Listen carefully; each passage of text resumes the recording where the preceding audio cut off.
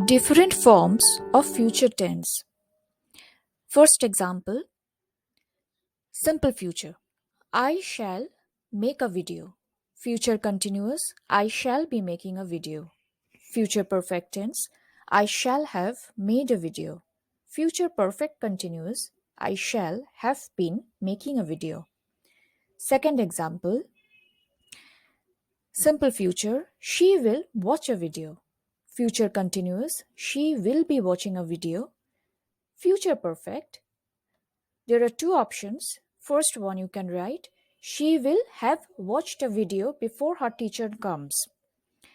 Second option is, she might have watched a video before her teacher comes.